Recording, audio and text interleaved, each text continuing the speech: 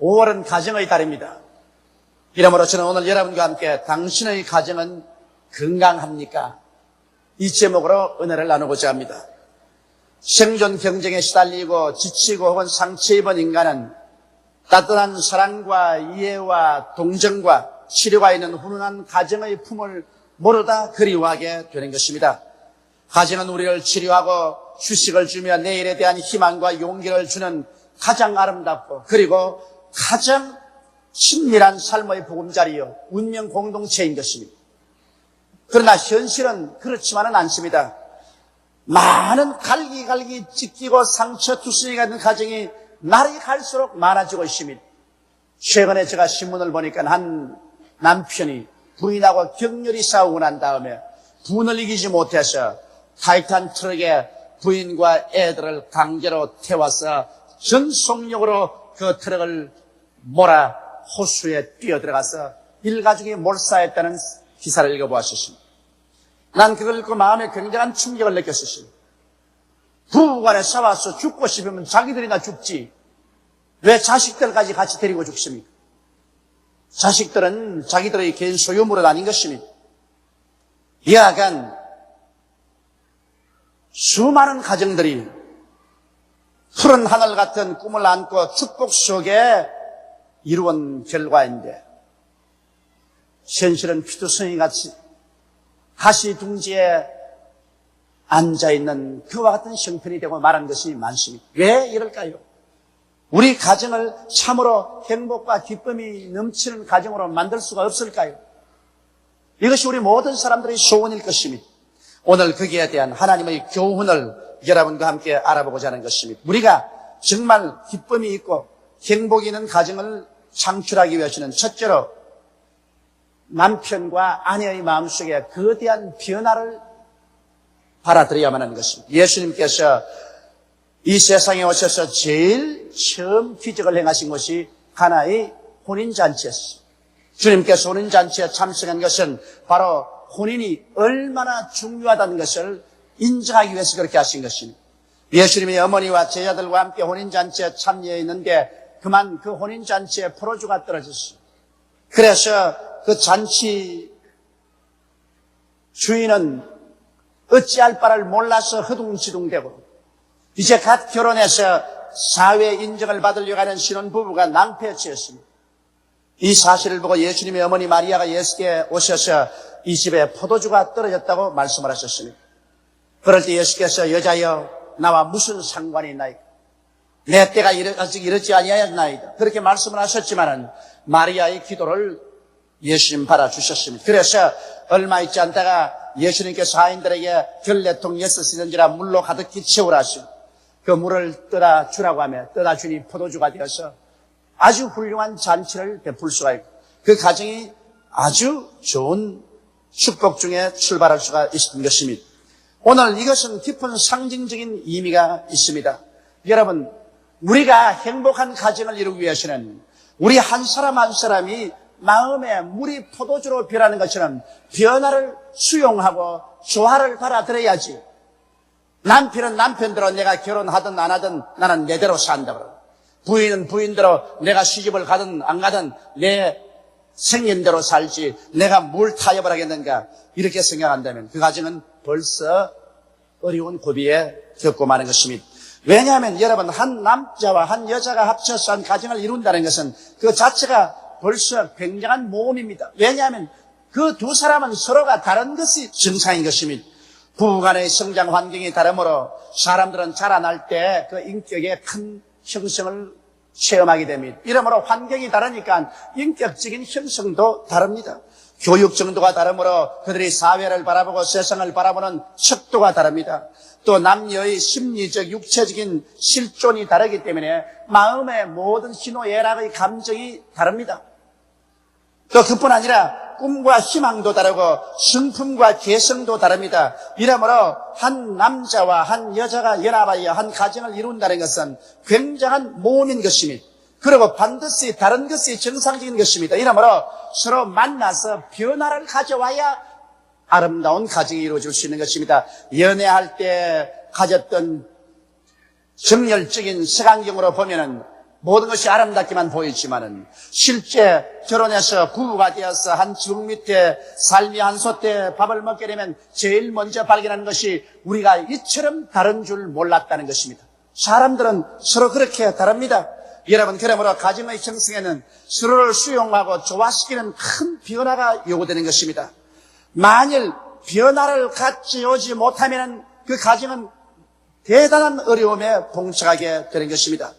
나는 작년에 텔레비 촬영을 위해서 제주도에 갔댔는데 그 모 호텔의 지배인이 나보고 그런 말을 해요. 봄, 가을이면 신혼부부로서 제주도가 막 뒤덮이는데 자기가 호텔 지배인으로서 가만히 보니 신혼에 와서 싸우는 부부가 굉장히 많다는 겁니다.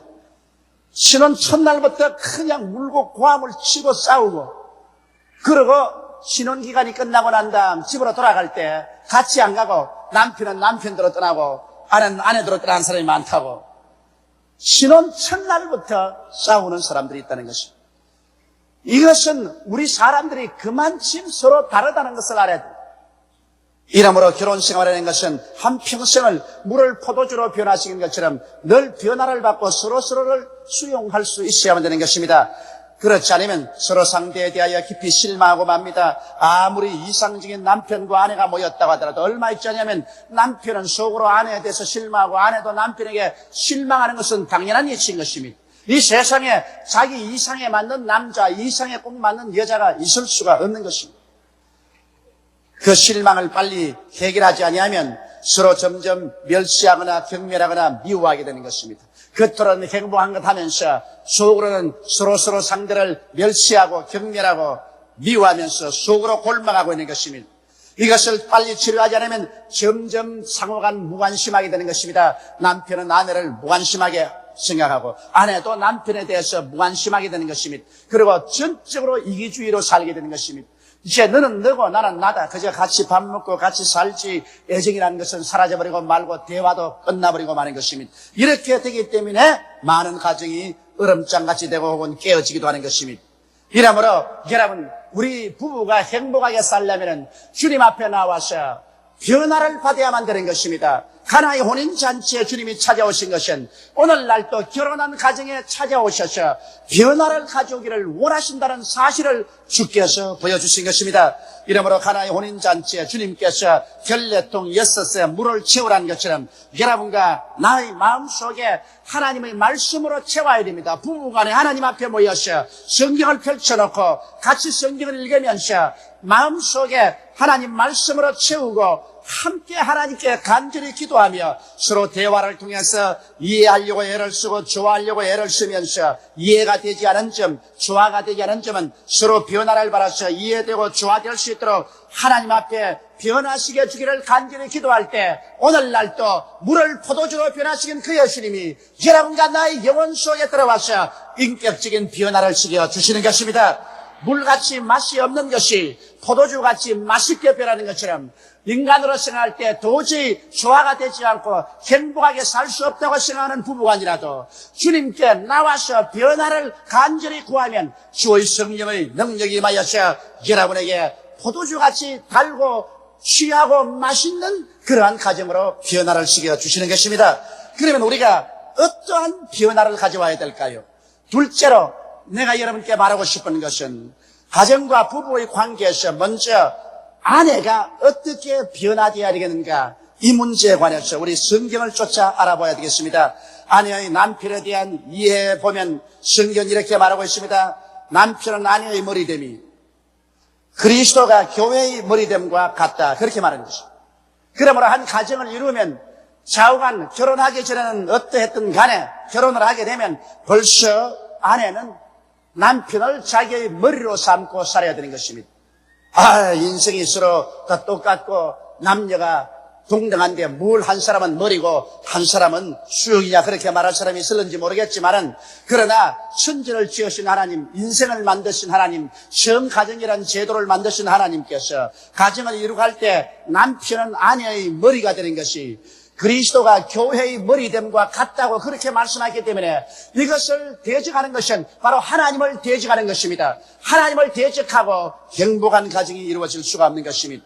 그러므로 남편이 아내의 머리 되었다는 것은 바로 아내는 남편의 지휘권에 들어간다는 것입니다. 여러분, 머리는 수족을 지휘하는 것입니다. 그러므로 아내가 남편의 지휘권을 반대하면 그 가정이 폭력적인 가정이 되고, 남편이 지휘권이 없어지면 그 다음에 무관심하게 되고 혹은 무능력한 남자가 되어버리고 마는 것입니다. 이러므로 한 가정을 이루면 아내가 어떻게 변화되어야 되겠는가? 이 사실을 아내는 깊이 성경을 통해서 생각해 봐야 되는 것입니다. 성경은 말하기를 교회가 그리스도에게 하듯 아내들도 남편에게 복종하라고 말했었으므로, 교회가 그리스도에게 어떻게 복종한 것을 알고 아내들도 남편에게 어떠한 태도를 가지도록 변화가 되었는가, 그것을 깨달아야 할 것입니다. 이 말씀을 들으면서 어떠한 자매님들은 대단히 귀에 거슬리고 안 익숙하게 생각할지 모르겠지만은, 그러나 그렇게 하나님이 정해놓은 것이기 때문에 눈물과 가시밭길의 가정을 걸어가기 말고 포도주같이 달콤하고 취하는 아름다운 가정을 만들려고 한다면 이 말씀에 귀를 기울여야 되는 것입니다. 교회는 예수 그리스도를 끊임없이 예배드립니다. 그와 같이 여러분, 아내는 남편을 존경해야만 하는 것입니다.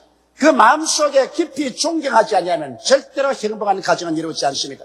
너나 나나 동등이다. 내가 무엇 때문에 너를 존경하겠는가? 이러한 태도를 가지면 그 가정은 출발부터 벌써 난파에 부딪히게 되는 것입니다. 요사이 젊은이들이 결혼을 추려해달라고 내게 사무실에 인사하러 와서 가만히 이야기하는 거 보면 어느 때는 내가 깜짝 놀랍니다. 왜냐하면 요사이 대학을 졸업받고 결혼하겠다고 내 사무실에 온 사람들 보면 남편인지 아내인지 누군지 알 수가 없어요.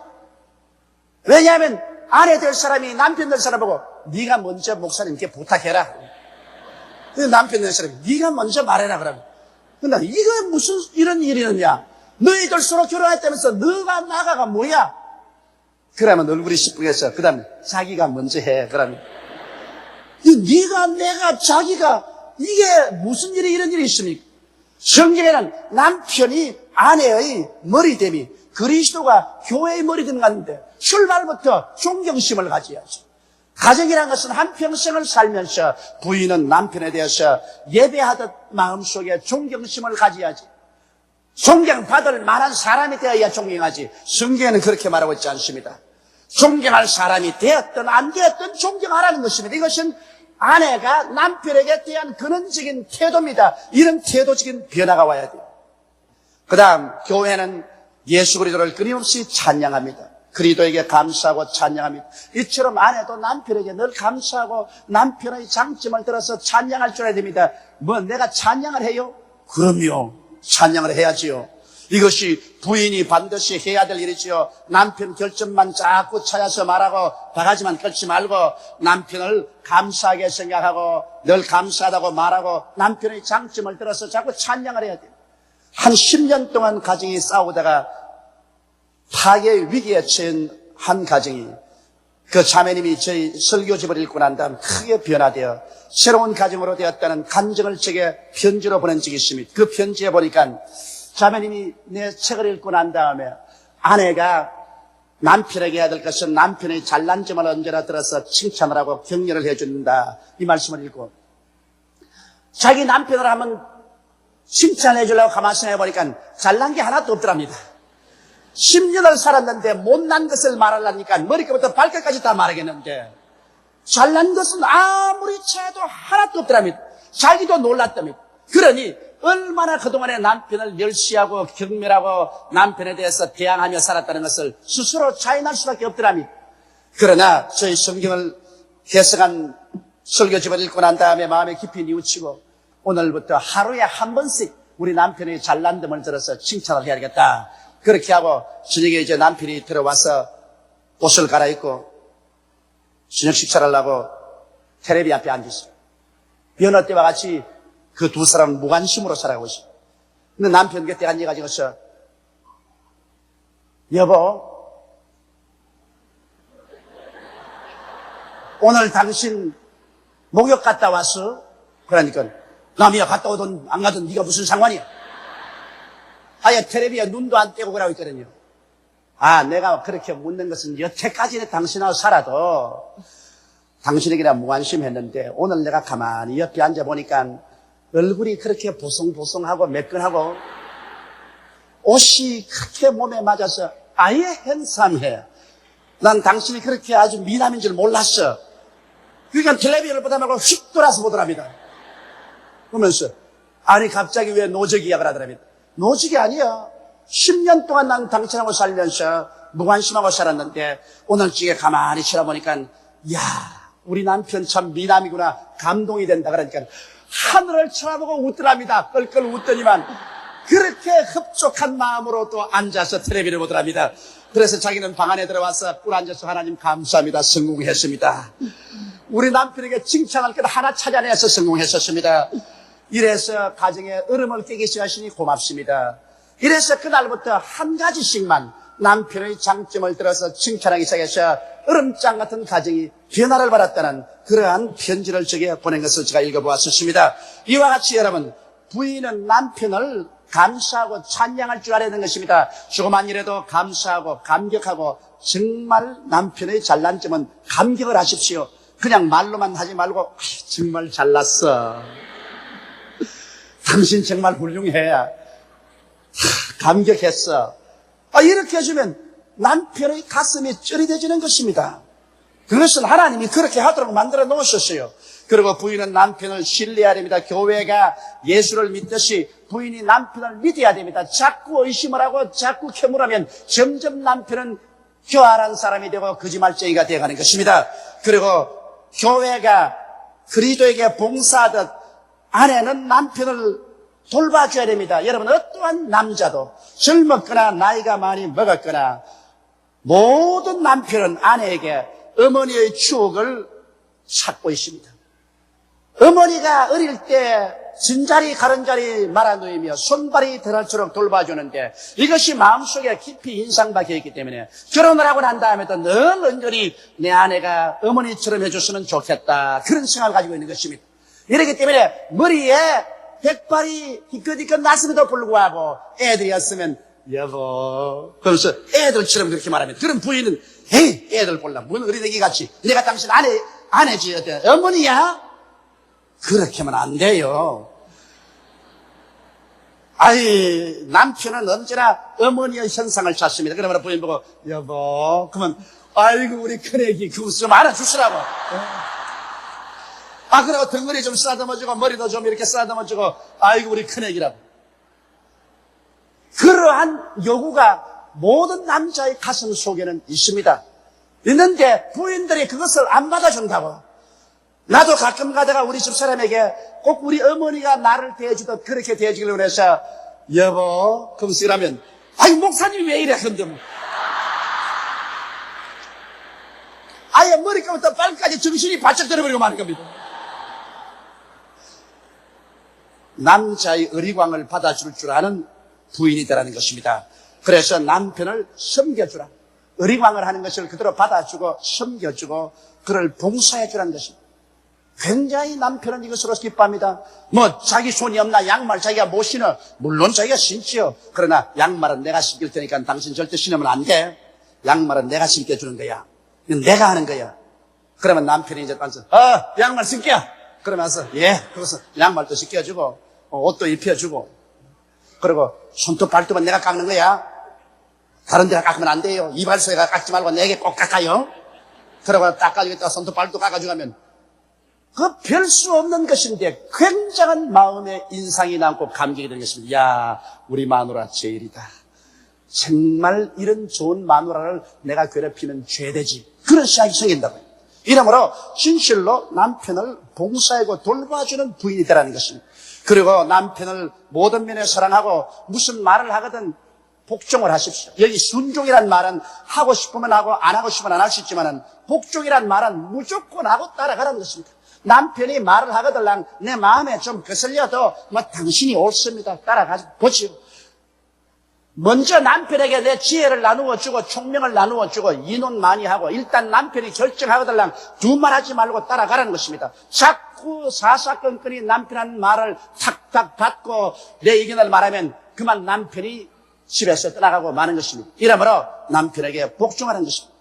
이야, 조 목사님이 오늘 우리가 노예가 되려고 가르치는가 보다. 그렇게 생각할 부인들이 있을는지 모르겠지만은 이것은 조목사의 말이 아니고 하나님의 말씀인 것입니다. 하나님께서 그렇게 가르치는 것입니다. 하나님이 가정을 지어 놓으시기 때문에 부인이 이와 같은 변화를 갖고 오지 않으면 절대로 가정의 조화와 수용이 안 된다는 것입니다.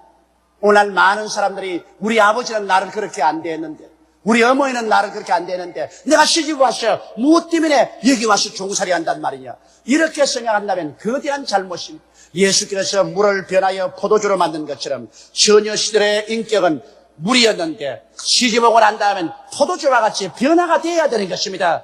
예수께 기도해서 이와 같은 변화를 가져와서 성경 말씀대로 교회가 그리스도에게 하듯 아내가 남편을 이렇게 섬기면 남편은 그 아내를 귀하게 안 여겨줄 수가 없는 것입니다. 그 다음 셋째로 또 가정과 부부의 관계에서 남편의 위치도 우리가 알아야 되는 것입니다. 성경에는 말하기를 아내의 머리로 남편은 아내를 책임져야 한다고 말하고 있는 것입니다. 머리는 몸을 책임집니다. 머리는 몸을 지도하고 보호하고 양육하고 몸을 편안하게 해야 될 책임이 있는 것입니다. 그러므로 어느 가정의 남편도 일단 결혼했으면 그 남편은 그 부인과 가정을 지도해야 되고 보호해야 되고 양육해야 되고 편안하게 만들어야 하는 것입니다. 이것도 못하는 머리 같으면 그 머리는 병드는 머리이기 때문에 잘못하면 잘릴는지도 모르는 것입니다. 이러므로 남편의 아내에 대한 태도는 그리스도가 교회를 사랑하듯 사랑하라는 것입니다. 그럼 그리스도가 교회를 어떻게 사랑했나요? 예수 그리스도는 교회의 모든 죄를 용서해 주었습니다. 교회를 불쌍히 여기게 하셔서 교회의 죄를 자기가 짊어지고 교회를 용서해 주. 오늘날 남편은 아내를 용서해 주는 마음을 가져야 하는 것입니다. 자기의 고향집을 떠나서 친정을 떠나서 남편 하나 믿고 시집 왔으니 모든 것이 어색하고 낯섭니다. 그런 가정에 들어왔거들랑 남편은 부인의 모든 결점을 다 덮어주고 용서해주고 불쌍히 여기게 되는 것입니다. 결점을 자꾸 파헤치고 단점을 파헤치고 못난 점을 지적하는 남편은 못난이요. 그런 남편으로서의 자격이 없습니다. 왜냐하면 여러분 머리가 어떻게 합니까? 손가락이 다치면 왜 다쳤노? 왜 피를 흘렸노? 이놈 먹고 잘라버릴까 그럽니까? 손가락이 다치면 당장 혈로서 핥고 침을 바르고 붕대로 감고 만지고 합니다. 그게 머리가 하는 임무인 것입니다. 남편은 어떠한 가정에서든지 자기 부인의 결점과 아픈 점을 괴롭히지 말고 죄를 용서해주고 용납해주는 그런 자비의 마음을 가지고 되어야 하는 것입니다. 그리고 남편은 아내와 언제나 화해의 선봉에 서야만 되는 것입니다. 여러분, 한 여인이 결혼할 때 남편만 보고 결혼하는 거 아닙니다. 우리 한국적인 상황에서는 결혼이라는 것은 시아버지, 시어머니, 그리고 남편의 가족들과 함께 결혼하는 것입니다. 이러므로 남의 식구가 들어오면 반드시 환영을 받는 것은 아닙니다. 이러므로 어찌하든지 남편이 앞을 서고 뒤를 서서 그 부인과 가족과 화목을 시켜줘야 하는 것입니다. 이것은 남편의 중단식입니다. 그렇지 않으면 부인이 혼자 노출되어서 사면 초가성에 사이게 되는 것입니다. 이러므로 남편이 그저 아버지, 어머니 앞에서도 아내가 사랑받도록 늘 행동을 하고 형제들과 동기간 간에도 아내가 사랑받도록 화목의 제물이 되는 이러한 일을 해줘야 남편의 역할을 하는 것입니다. 그리고 또 사람이 살자면 서로 마음이 부딪히고 깨어지고 또 서로 상처 입지 않습니까? 그러면 남편이 언제나 먼저 화목을 청해야 돼요. 나는 이거 자신 있게 말하는 것은 제가 23년 동안 결혼 생활하면서 우리 집사람하고 싸움도 많이 했지만은 언제나 내가 하루 해가 지나기 전에 화목을 했다고. 근데 우리 집사람은 좀처럼 화목을 잘 받아들이는 성격이 아닙니다. 좀처럼 안 틀리지만 한번 틀려놓으면 한 달도 가고 두 달도 가요. 그러므로 언제나 화목은 제가 먼저 했습니다. 그건 성경에 그렇게 하라고 했으니까. 그러면 잘못했으면 내가 잘했든 잘못했든 무조건 잘못했다 그래요. 왜냐하면 부인하고 싸워서 이긴들 무슨 이익이 있으며 진들 무슨 이익이 있습니까? 이기나 지나 찬밥 먹기는 일반이니까. 그러므로 빨리 화해하는 것이 좋다고. 빨리 화해. 저는 되게 이렇게 화해를 해요. 우리 집사람이 와서 여보 그러지 마. 내가 잘못했어. 살면서 그럴 수도 있지 않느냐. 이해를 해줘야지. 그럼 왜 이래? 왜 이래? 그러면 야 오늘 말이야 우리 같이 외식하자. 오늘 내가 맛있는 데 들어가서 멋있게 대접할 때 당신 혼자 먹어. 나는 안 가. 그러면 내가 가서 옷장에 가서 좋은 옷 내가 딱 봐서 딱 가지고 왔어. 자, 이거 입어. 이거 아주 멋있어. 이거 입어. 안 입어. 그러면 좀 간지러줘요. 간지러줘. 그래 가지고서 옷을 입혀가 손잡고 가자. 오늘 당신을 위해서 오늘 한번 아주 멋있는 우리 식당에 가서 먹자. 그런 못 익은 듯이 따라 나오지만은 그로서 화목이 되어버리고 마는 것입니다. 여러분, 가와 만사성이라고 가정이 화목해야 모든 일이 되지, 가정이 화목되지 않으면 아무것도 손에 잡히지 않습니다. 이러므로 남편이 먼저 앞서서 화해를 해야 되는 것입니다. 그리고 남편은 예수께서 교회를 치료한 것처럼 치료해야 됩니다. 이 세상에 상처 입지 않은 사람이 누가 있습니까? 여자는 남자보다 약한 그릇이기 때문에 상처를 입습니다. 그러므로 위로해주고 상처 있을 때 고쳐주고 문제를 가졌을 때 같이 짊어지고 그 문제를 해결해 주어야 되는 것입니다. 이것이 남편이 한 역할인 것입니다. 여자는 연약한 가운데서 자기 마음이 상처 있고 고통을 당할 때 이것을 남편에게 말해도 남편이 못 들은 채하고 오히려 남편이 꾸중을 하고 짓밟아버리면 그때로부터 마음속이 적개심이 생기고 골마지기 시작하는 것입니다. 이러므로 어떠한 일이 있든지 모두 다 남편에게 상의하게 하고 그리고 치료시키려고 애를 쓰고 같이 짐을 지려고 애를 쓰면 굉장한 감격을 느끼고 더 헌신적인 사랑을 할 수 있게 되는 것입니다. 그리고 또 남편은 아내에게 축복이 돼야 돼요. 예수님이 교회를 위해서 저주를 짊어지고 아브라함의 축복을 준 것처럼 아내가 축복을 받도록 해야 되는 것입니다. 그러므로 결혼하고 들어오고 난 다음 남편이 있는 힘을 다해서 자기 힘이 미치는 한도 내에서 아내의 소원을 이루어줘야 되는 것입니다. 아내가 무엇을 소원한지 너는 우리 집에 왔으니까 이제는 끝장이다. 그렇게 하면 안 돼요. 대개 남자들이 거짓말을 많이 했기 때문에 평생을 여자들이 마음속에 원한의 칼을 품고 살게 만듭니다. 그건 왜냐하면 결혼하기 전에 너 우리 집에 결혼하면 교회도 내가 같이 따라가주마.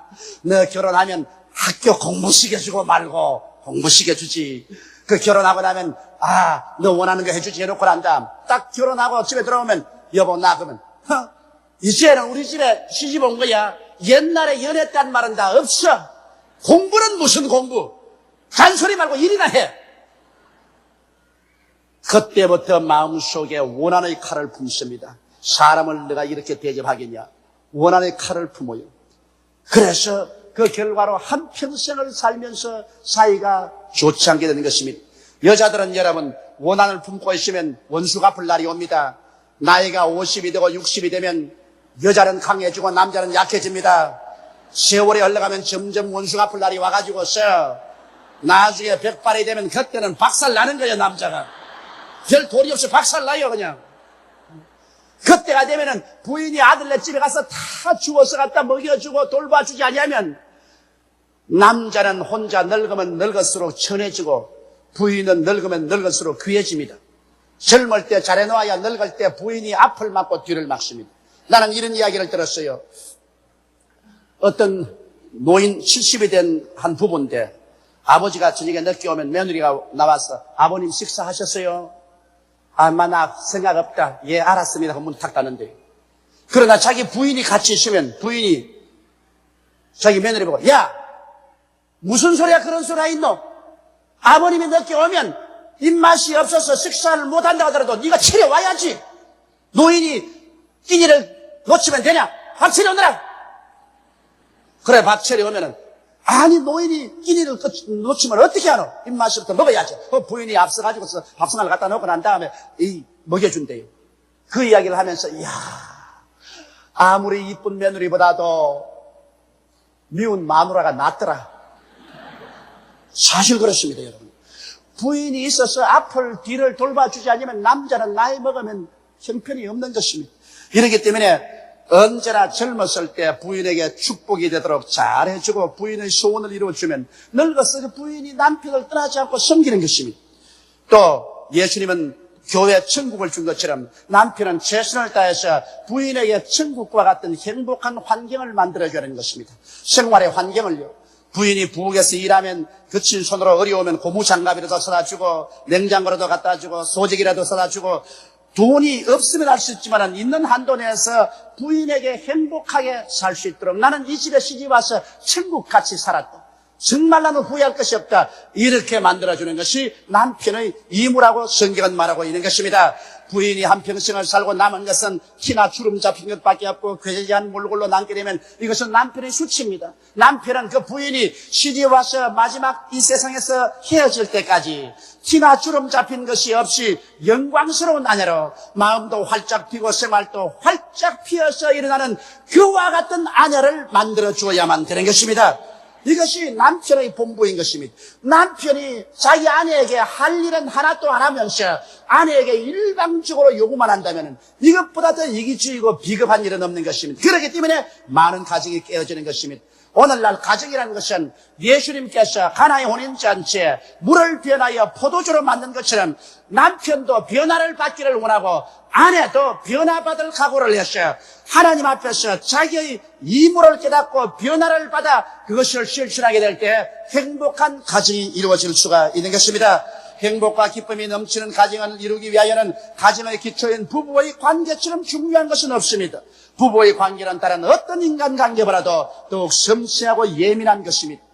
다른 어떤 인간관계보다 더 서로 이해하려고 애를 쓰고 동정하며 용서하고 사랑하기 위하여 줄기차게 노력하고 나갈 때 하나님께서 같이 하셔서 변화의 역사를 주심으로 포도주같이 취하고 로맨틱하고 맛있고 기쁘고 즐거운 삶을 살 수 있게 되는 것입니다. 나는 어저께 뉴욕에서 한 통의 편지를 받았었습니다. 우리 한국 사회에서는 아주 잘 사는 한 부부인데 제가 전도해서 예수를 믿게 됐어요. 그 부인이 늘 남편에 대해서 그렇게 100% 만족한 생각은 갖고 있지 않았었습니다. 그런데 예수를 믿고 난 다음에 주님을 영접하고 물이 변하여 포도주가 되었지 그 생애가 변화됐어요. 남편도 변화되어 버렸어요. 아내도 변화되어 버렸어요.